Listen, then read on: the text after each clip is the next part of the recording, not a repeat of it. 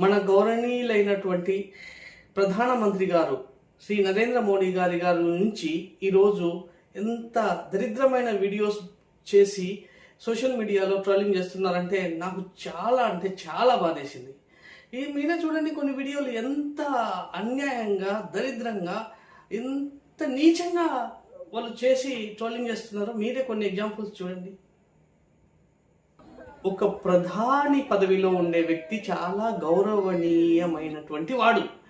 ఆయన మంచోడైనా చెడ్డోడైనా, కాంగ్రెస్ అయినా బీజేపీ అయినా, ఏ పార్టీ వ్యక్తి అయినా కూడా మనం గౌరవించాలి. అది తప్పదు. ఎందుకంటే రాజ్యాంగపరమైన పదవి ప్రధానమంత్రిది. మీరు ప్రధానమంత్రిని అవమానిస్తున్నారు అంటే ప్రజలను ఒక్కరినే కాదు, మన రాజ్యాంగాన్ని కూడా అవమానిస్తున్నట్టే. ఇప్పుడు చేస్తున్న ఈ పని మొత్తం భారతీయులంతా అవమానించినట్టే, అదేవిధంగా భారత రాజ్యాంగాన్ని అవమానించినట్టే గుర్తుంచుకోండి. అయినా మీ కొంపలు ఏం ముంచారని మోదీ గారు ఆ విధంగా మీరు చేస్తున్నారు? ఏం కోట్ల కొద్ది కుంభకోణాలు ఏమన్నా చేశారా? లేకపోతే దేశ సంపదను ఆవిరి చేసేసి తినేసిపోయారా? ఏం లేదు కదా. అట్లా ఒక పేపర్ లీక్ తోనే మీరు ఇంత అవమానపరుస్తారా? మీ హృదయం అత్తుకొని చెప్పండి. మీకు ఏమన్నా ఇది న్యాయం?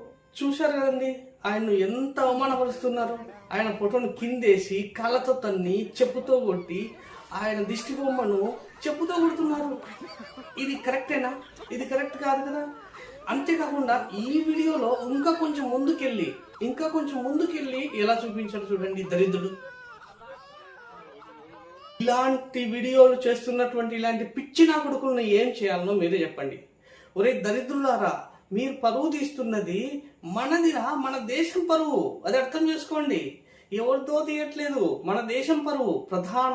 మన ప్రధానమంత్రి అంటే మన ఇంటికి తండ్రి లాంటి వాడు, అంటే మన దేశానికి తండ్రి లాంటి వాడు. మీ తండ్రితో అంటే మీ నాన్నగారితో వ్యవహరించే తీరు ఇదేనా మీ సంస్కారం? ఈ సంస్కారాన్ని మీ తల్లిదండ్రులు ఈ విధంగా నేర్పారా అని నేను అడుగుతున్నాను. దయచేసి ఇటువంటి వీడియోలు మీ లైక్స్ కోసం కానీ, మీ వ్యూస్ కోసం కానీ దయచేసి చేయకండి.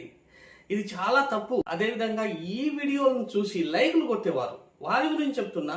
ఇది చాలా తప్పు. మీరు చేస్తున్నది చాలా తప్పు. ఇటువంటి వీడియోలను ఎంకరేజ్ చేయకూడదు. మీరు కామెంట్లో పెట్టండి, ఈ సోషల్ మీడియా వాళ్ళకు రిపోర్ట్ చేయండి. ఇట్లా వీడియో తీసే వాళ్ళను పోలీసులకు నా విజ్ఞప్తి, సుమోటోగా తీసుకొని లోపల పడేసి మంచి కోట వేయాలి. ఇంకెప్పుడు ఇటువంటి వీడియోలు తీయకుండా.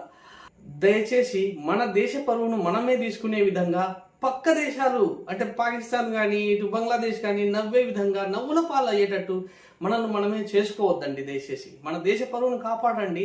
ప్రధానమంత్రిని ఇంతగా అవమానపరచకండి.